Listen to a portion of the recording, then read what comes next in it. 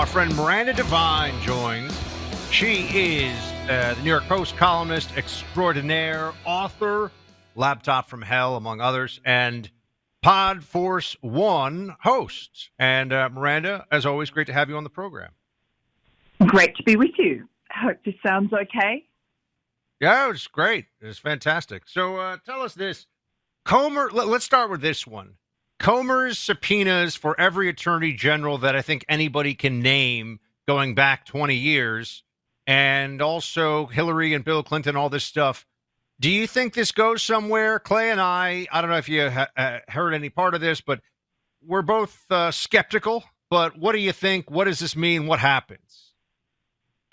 Look, I mean, there's a lot of people trying to do a lot of things. So just setting Congress aside, because I think we've seen, through the Biden administration, even when the Republicans did take the House, for all their best efforts, it's pretty much a toothless tiger unless it's in the hands of someone very Machiavellian like Nancy Pelosi, who manages to put people like Steve Bannon and Peter Navarro in jail for contempt of Congress.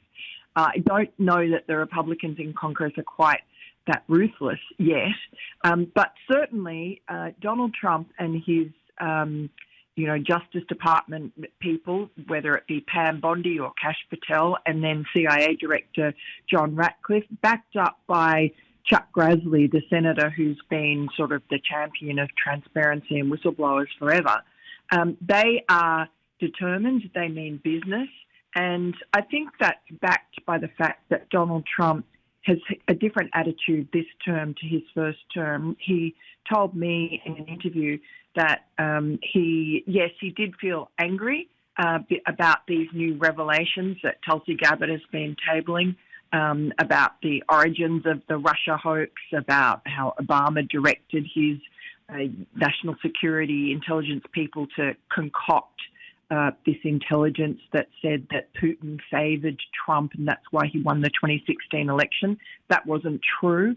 And it was just a sort of a decoy from Hillary Clinton's problems and trying to salve Obama's ego because Donald Trump's victory was a repudiation of his 8 years.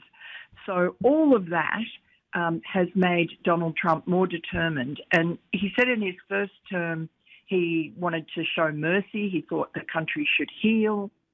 Even though his rallies, his supporters were saying, lock her up about Hillary Clinton, he figured, well, look, she's the wife of a former president. She's a former Secretary of State. I just don't want to go after her and cause the country to be in turmoil and chaos. I just want to concentrate on fixing the economy, et cetera. Well, then in the ensuing 8 years, look what happened to him. They targeted him with, impeachments, the Russia hoax, lawfare, assassination attempts, you name it. And he's still standing. The American people saw through it all. He won a comprehensive victory that they can't try and delegitimize like they did in 2016. And now he wants accountability. And he said so. And he's told all his people. And I think his people want accountability. I mean, Tulsi Gabbard and Kash Patel both have been targeted by the deep state, in Tulsi Gabbard's place, allies of Hillary Clinton, who wanted to get their revenge on her and put her on the Quiet Skies program. You have so many people within the Trump orbit who were targeted like he was and are victims of that deep state and are tougher and stronger as a result. So they are all on the same page. They want accountability. And it's not about, retribution and vendettas. It is about a deterrence. You can't trust these people not to do it again to the next Republican or MAGA president because the last time that Trump showed mercy, they just doubled down. So never again, I think, is the motto of the Trump administration. We're talking to Miranda Devine, who was right on basically everything over the years. Let me ask you a big question here, Miranda. Let's pretend that Jeff Bezos called you. Let's pretend that whoever is the Sulzbergers or whoever heck runs the New York Times now, those two entities gave themselves, through their friends in the media, Pulitzer Prizes. And I think as a result of awarding what has been proven to be legitimately untrue scoops that were given the highest order of award that can happen, they just refuse to acknowledge that everything they wrote about Russia collusion was wrong. I think if you look, Buck and I talked about this a little bit. Was it Jason Blair back in the day? The New York Times did a huge front page story when they realized that he was a fabulous, that he had made everything up. And they said, we expect when we get things wrong that we acknowledge that we got things wrong. What should the New York Times and the Washington Post do today? We all know they screwed up for a decade. If you were asked your best advice for those institutions based on the false reporting that they did surrounding Russia and more.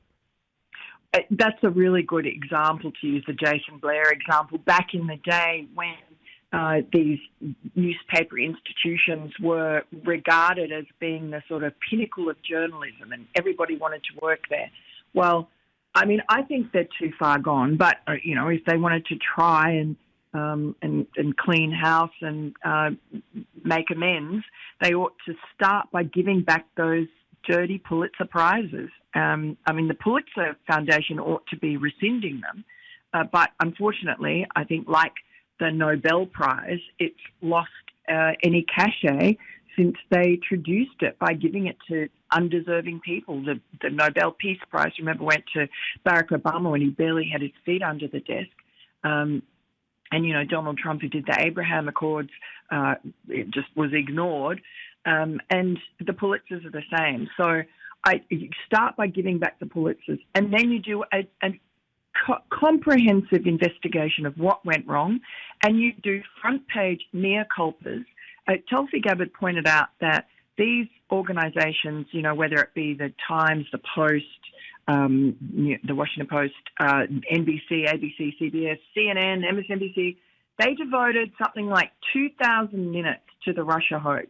And so far, they've devoted 2 minutes to collectively to the revelations of the last 2 weeks that show that this was, a total hoax, a plan, a coup to bring down Donald Trump, to sabotage his presidency, to delegitimize his election victory, and to sow discord with Russia.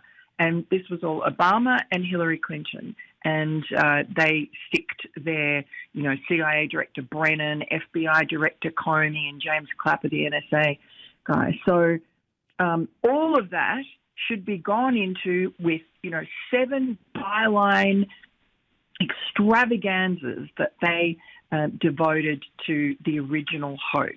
And it ought to be, they should be in sackcloth and ashes, and they should fire people. They should humiliate former editors who've left for their, so-called leadership of that newsroom. I think, it's the only way that they could restore their reputations. But unfortunately, the way they've curated their audiences, I think they would lose subscriptions. I think their readers would go ballistic because they don't want to know the truth. They just stick their fingers in their ears and continue on blithely. The Rachel Maddow is their patron saint of journalism. Miranda, appreciate you being with us. Thank you as always. Thank you. Great to talk to you both. Uncertainty in the world causes all kinds of reactions. And, right now things are looking good with the Trump economy. But as you know, systemic long-term things like the debt and what's going to happen if rates aren't dropped this fall, things can turn in a hurry. You need to take action for yourself. Trump's taken action for 350 million Americans with this economy. You're in charge of your own bank account, your own financial future, and you need to make smart decisions. I think having gold is a smart decision. I know because I'm somebody who has gold and has been buying gold for years. Birch Gold Group is who I trust. I've been adding over time to gold in my portfolio, and it has just made a lot of sense. Gold over the last year has gone up over 40%. Over 40%. And that's not trading in and out of it. That's just if you bought gold a year ago, up over 40%. Look, gold makes sense. Look at history and look at its price.